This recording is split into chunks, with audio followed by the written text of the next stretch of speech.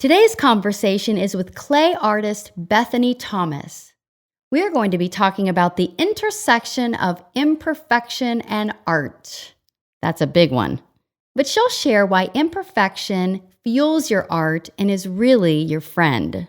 Have you ever felt deep within that there's something more you're supposed to be doing, but you're not sure what?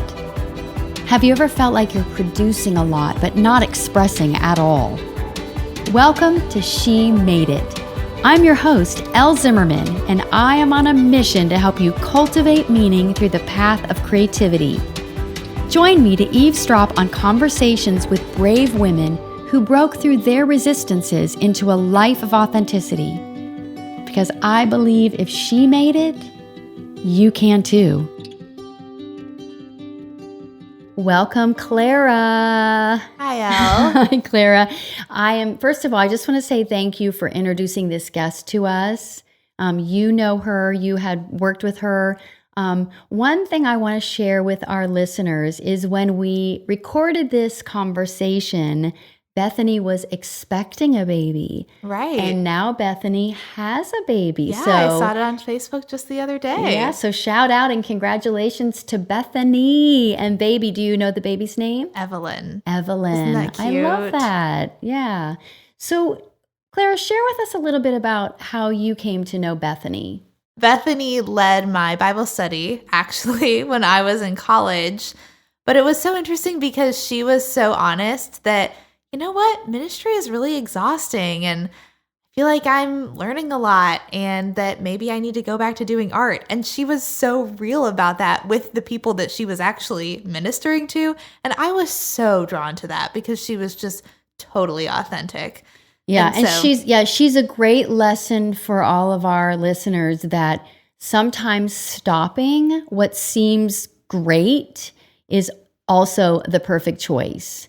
And she was burnt out and really, really took a sharp right turn in her life, embracing her art. But with that came wrestling with imperfection and having to detach from results and really being in a place of just go with the flow. And so she's kind of a unique conversation for our listeners today. Yeah, I think everyone's going to really enjoy learning from her.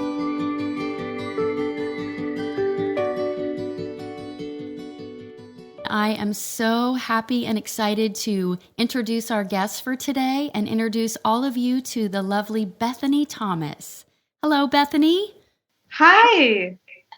So, Bethany, because we are not sitting face to face, I'm in my recording studio and you are in another part of the world. Where are you today? Today I'm sitting in my kitchen in Oxford, Ohio, and very thankful to have the opportunity to be on the show. So thank you. Nice. Yeah, and the reason, how I was introduced to you was through Clara, my lovely podcast co-host, and she just spoke so highly of you and told me shared the impact that you had on her.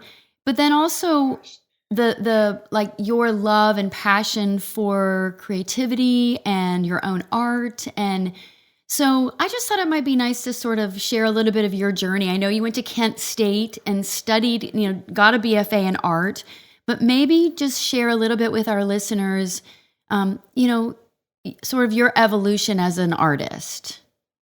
Wow. Evolution as an artist. I have always been very creative and really loved the arts and music and creative writing. And so when I went to college, I felt like I had to choose between those three, and it was very difficult to choose. But I ended up in the arts. And I originally wanted to be an art teacher, but I entered college in 2008, right after the economy crash, and every art teacher I knew was getting laid off and having to defend their job every day that they were there. Wow. So I thought, well, let's try this artist thing, and maybe one day I'll be able to help in an after-school studio or something, or I don't know. We'll see where it takes me. Well, I just have to interject. It's so interesting because the stable job the stereotypical stable job is, oh, you can't be an artist to be a teacher. Right. And the timing of this was like so perfect for you, actually. No, it's more stable to try to be an artist. So I love that. Well, and I'm not entirely sure that statement was always true, but at the time, it felt like there would be, if I trained myself as an artist, there'd be more broad opportunities than just being in a teaching field. Yeah. So, yeah. And so I ended up in the clay studio. So did you leave college and start working as an artist? No, actually. So even though art was one of my passions, the path that I had in my faith was also one of my passions too. And so I wanted to be able to give other young people that as well. And my now husband, at the time boyfriend, felt the same way. And so we were very heavily involved in an organization called the Navigators. And is that what brought you to where Clara met you? Yes, at Miami, in Oxford, Ohio. So yeah, and that was a really great move in a lot of ways, especially for my husband. But I still think I felt like I needed to get back to my first love, and I needed to get back to where I felt like, I felt that I had been created with these talents and these opportunities, and if I wasn't using them, I was wasting them. So I said, I think I'm going to pull back away from campus ministry and take a leap of faith and do some stuff to see where I could get involved in a clay community and where I could get my hands back in clay and see what happens and see where God takes me. So one of the first things I did was I found this group through the Navigators called Via Affirmativa, which is Latin for the way of affirmation. And it's a group that ministers. Its ministry is 2 and 4 artists. Oh. And they were having a gathering that a couple summers ago in California. And it just happened to be during the same time that my husband was he had signed up to take students on a trip to Romania for a missions trip, and I was hoping to go with them, and I was like, well, wait, what do we do? And he said, I had been wanting to know myself more as an artist, but I went and I was so encouraged, and it was just so amazing and wonderful to be with other people that the way I put it was they spoke the language of creativity. We spoke the same soul language. And so we were able to jump into each other's stories in a completely different way. Artists tend, if you give artists the right platform, they tend to be very open about who they are. They won't be open with their words necessarily, but they'll be open with their work. And whatever they're working on, it's conveying a deep part of themselves.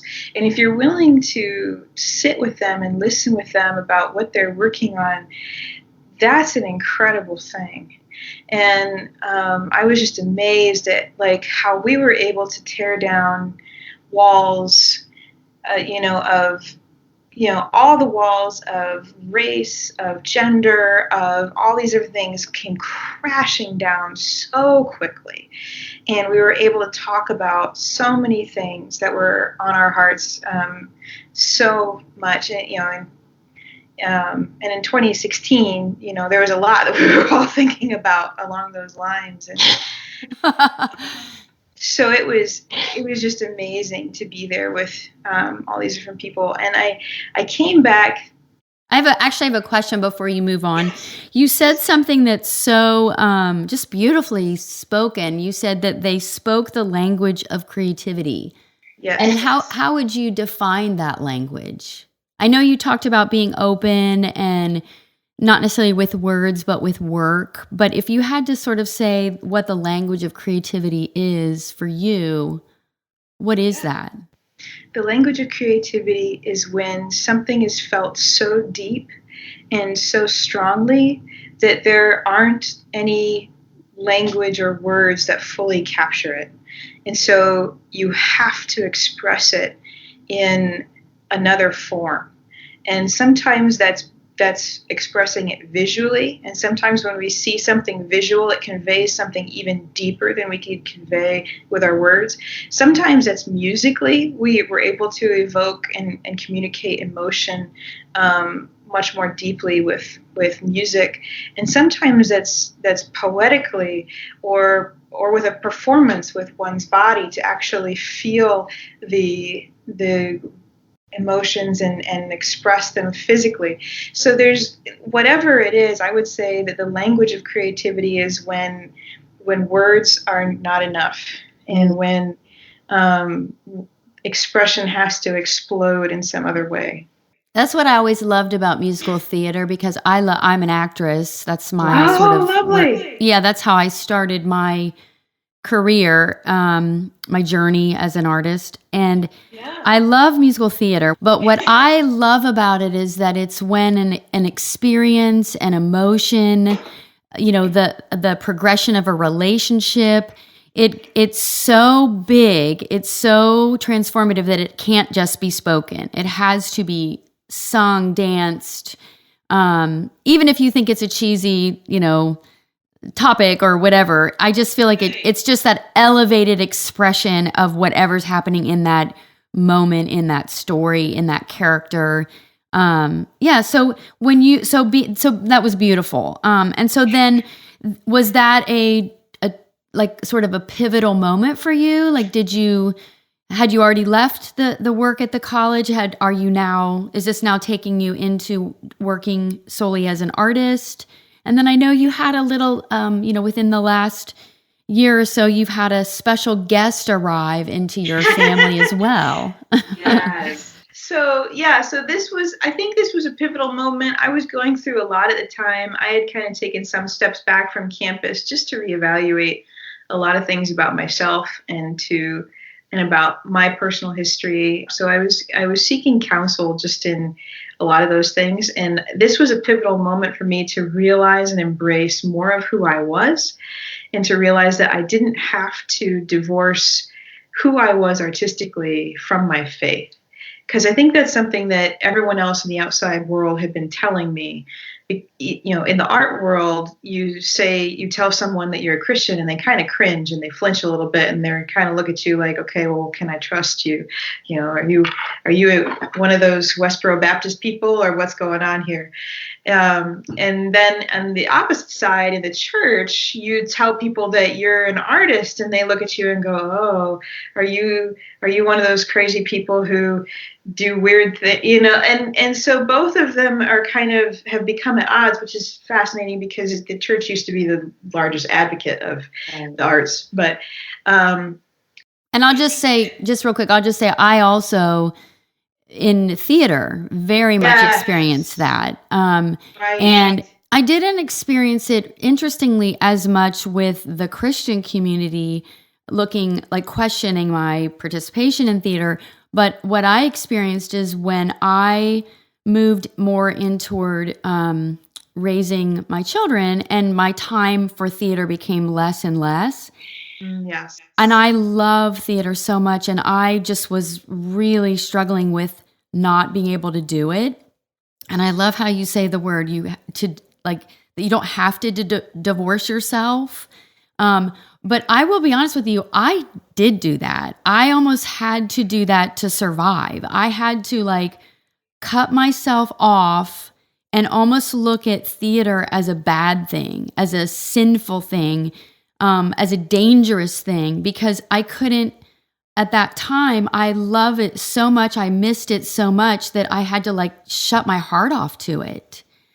So it's so helpful for me to hear, and I'm learning and I'm experiencing now that I don't have to fragment myself. I can be fully mother, fully Christian, fully theater artist, but so thank you. I'm glad you learned that earlier than I did. Well, I'm still learning. I'm still learning how that becomes applicable, but there was a lot of stuff that I was learning about myself, and For the next year and a half or so, uh, I,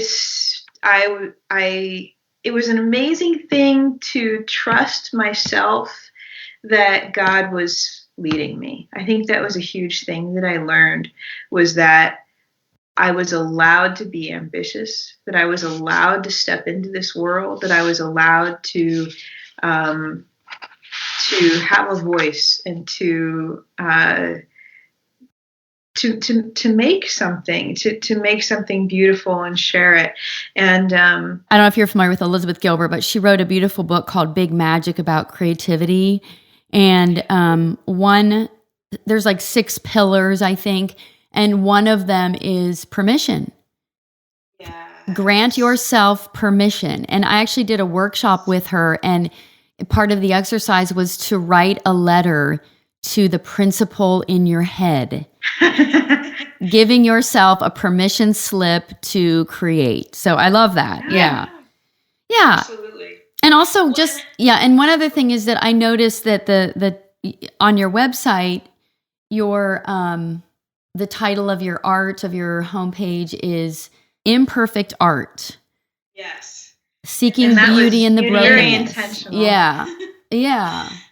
So part of the reason why I never wanted to put my art out there was because I was like, well, it's not good enough. It's not good enough. I'm not there yet. I haven't made something that's good enough yet. It's too clunky. It doesn't operate correctly. It doesn't look right. Or I had all these excuses, and my husband had always been telling me, like, this is great. Stop it. Just put it out there. See what happens. And the more craft shows I went to, the more clunky, imperfect things I saw, and I thought, well, maybe it's not that bad. And I think I had to call it imperfect art so that I would give myself permission. So that it was like a disclaimer saying, like, well, if it isn't perfect, it's not your fault. I already told you. Right. If it's not perfect, you can't blame me. You bought it. You knew it. It's there. So, and I think it was also an opportunity to express beauty and brokenness, and how those two coincide, and let that express itself in my work more. Yeah, but also it's the tagline. It's the seeking beauty in the brokenness. Yeah. That just, you talk about the language of creativity, and it speaks without, it comes through in the art, and you, like you say, giving yourself permission, you give us permission. Yeah. And I know you wrote a blog about, the Art of Imperfection, I guess. And I did not read it because like I said, I want to learn about you. And so I'd love for you to share with me what do you define as the art of imperfection, or how do you practice that? Or how does that come forth in your life and your work? I think it's a lot about accepting ourselves, and that can sound cheesy or whatever, but I think a lot, in scripture, we see how God accepts us as who we are. So why don't we? And that doesn't mean that we're not striving forward, but I think oftentimes we're unwilling to accept ourselves for who we are, where we're at, and we either paint perfect images of ourselves that we have to live up to, or we debase ourselves and say that we're not good enough. And I think the art of imperfection is being able to sit in the in-between and accept ourselves as who we are, and be able to live in that and work in that. And as an artist, that for me, that means letting my work be in process the same way that I'm in process. Mm-hmm. And letting my life be in process the same way I'm in process, instead of being upset that it's not perfect enough. As a kid, I went through and did ballet, tap dance, and gymnastics in a matter of like 6 months or something, because I got so frustrated that I couldn't do it exactly like the people on TV, So I think the art of imperfection is a lot about letting ourselves be who we are, learning about ourselves, and being able to sit in that, and sit in that when it's hard, and also sit in that when and recognize it for its beauty and its messiness, and the fact that it is still beautiful. Yeah, and you mentioned there's that comparison. We compare ourselves to someone's like end when we're at our beginning. Right. Or we see it from the outside in, not what they're experiencing from the inside out. There was an event you attended called Sip and Sketch. Oh, What was that? yes, What was that story? Yes, that was fabulous, and so I went as I was starting off my artistic career again, starting up my website, making work, selling work. I was wanting to get to know other artists in the Cincinnati area. And that was difficult to do because I lived an hour away and I was commuting an hour there and an hour back to work in the studio. But I found this flyer at a coffee shop that was like, sip and sketch, come draw and drink coffee with us. And I was like, oh, that sounds awesome. Let's do it. So I invited one of my friends to come with me. And I'm envisioning like this extra hipster coffee shop with like all these really intense art kids, like with their charcoal pads and our coffee and all this stuff. And I walk in and I'm looking around and I'm wondering who's there for sip and sketch. And there's these two lovely women sitting there, and one of them looks up at me and she goes, "Are you here for the sip and sketch?" I go, "Yeah." She goes, "Oh, come sit down." And there was this young woman who, I guess she might have been in her 30s, but she had Down syndrome, and she was drawing these incredible drawings that were simple and yet were so profound and beautiful. And it was not the experience I was expecting, but it was so much more profound and so much more beautiful than anything that I expected to get out of it.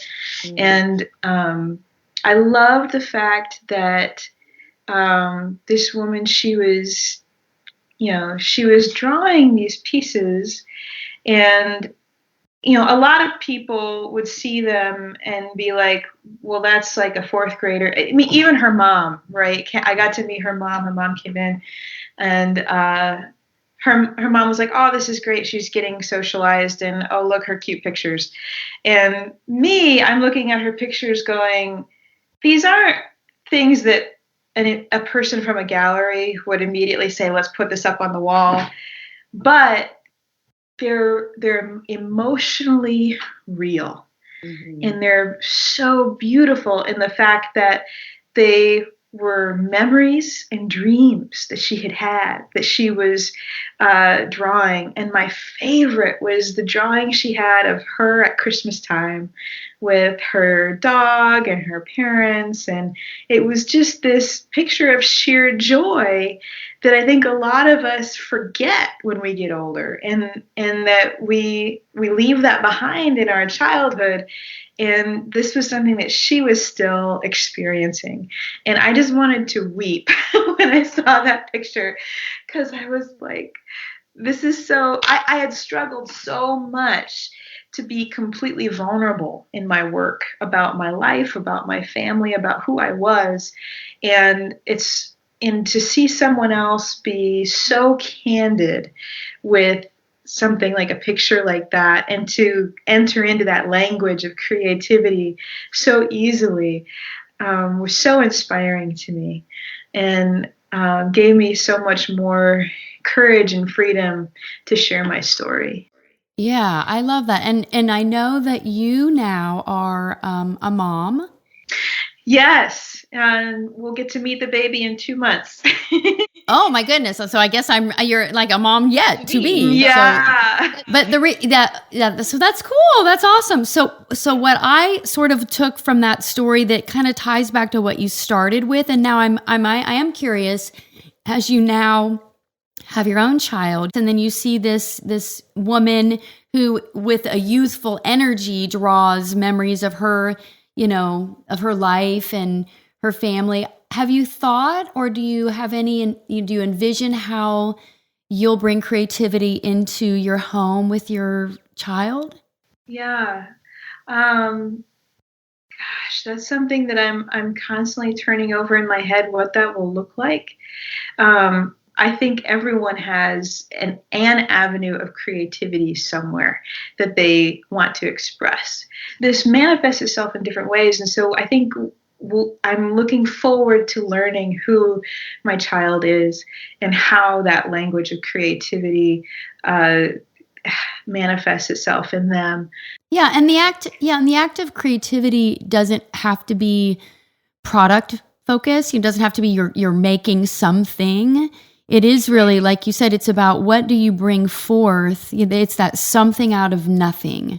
What are you putting together? It could be creating a friendship. It could be in all the ways you talked about your family. But I just love that you already, and we've said it a couple times. It just really resonated with me. You already speak the language of creativity. And just as we teach our children words and how to walk, how to write, how to behave, you will have the language of creativity that you can share with them regardless of how it manifests. So really beautiful. So Bethany, as we wrap up, I just would love to ask you, we talked a lot about imperfection. We talked about, burnout and returning to art for healing, finding community with artists to have that common language. In your journey over the last, maybe from college, even as a child, from your journey as a creative, what would you say, if you had to give advice to a young woman, a young man, as they're stepping into their life as an artist or creative, what would be your best advice for them? Oh gosh. I think I would tell them to never stop exploring who they are. To always continue to explore who they are and how to express that. Because a lot of times in our artwork, especially in the high arts, we're tempted to cater to a professor, or we're tempted to cater to a social thing that's exciting because everyone's talking about it, or we're tempted to make something that really has very little to do with us because it's popular, it's on Instagram, and it's selling right now. Right. But how do we continue to know ourselves and ask the question, who am I? Who am I becoming?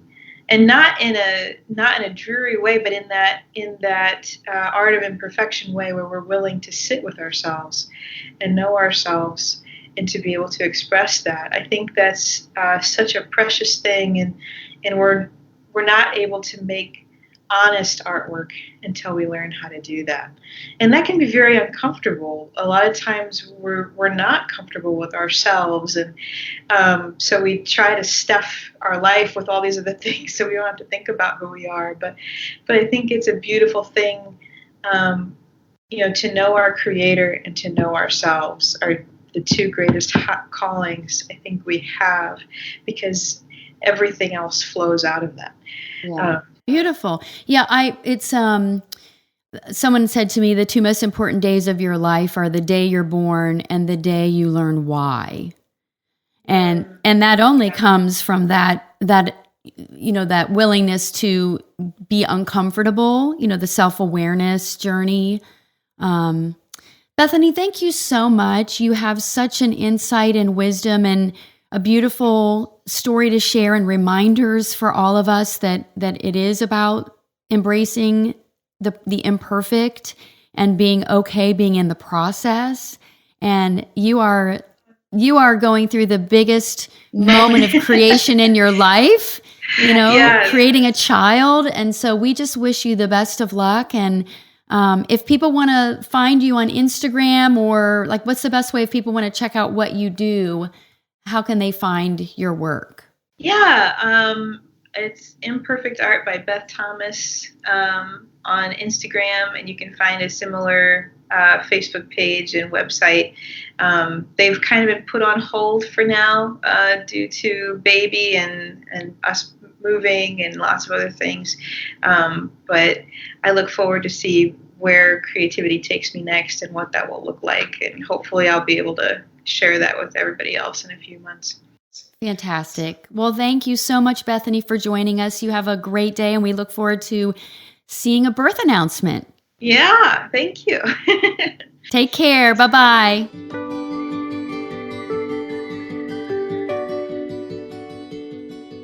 I love how Bethany used art to heal from perfectionism, because as I think about it, there is just no way for art to be absolutely perfect. And in so many cases, those little imperfections in paintings or humanness in a dance is what makes it art. And so, Elle, I would love to hear if you've ever used art to practice embracing imperfection. Well, the first thing, yes, I have. And I've been trying to embrace it more and more. But the first thing that I thought of when you talked about how art really cannot be perfect, because nothing really is perfect. But I thought about the beauty of live theater, how because it happens in front of an audience, and if something happens that is a mistake, or how you just have to keep going and you make it appear as if it's supposed to happen. And I do have a couple funny stories. There was one time I was performing in a gigantic theater I was touring with a company, and we switched different roles in dances. And so I'm a small person with small feet, and the shoes were like average size. And so you would often wear clothes that really weren't made for you, because we would rotate. And so I had exceptionally large shoes that day and did it was a 50s dance, and the traditional 50s where you're like the guy swings the girl around and does a circle over his back. And my shoe flew off and flew to the second balcony. Oh, perfect. Landed right in front of a patron. Oh my and gosh. I kept dancing with one shoe. But those are the funny moments that remind us that art is not perfect, and it's how we react to it. Yes. It's how we experience the imperfection. But when just to reflect back on the healing aspect of art, it is just understanding that every layer, especially with pottery or painting, that every layer leads to unveiling of the next layer. And sometimes it's covering something up or mushing something in a direction that we didn't expect, that leads to the beauty of the final piece. So yeah, it's a practice that I'm working to do even more. Yeah. Oh, I love that. And I loved this interview. So thank you for providing a beautiful conversation for us all to listen to.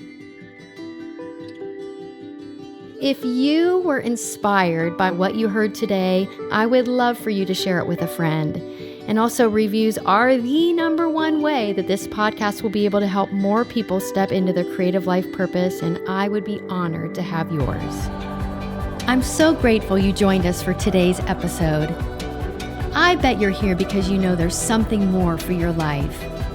Whether you're moving into something creative or letting go in order to take that next creative step, I have something for you. My free guide to graceful transitions. You can find it at ellzimmerman.com/transitions. And remember, if she made it, you can too.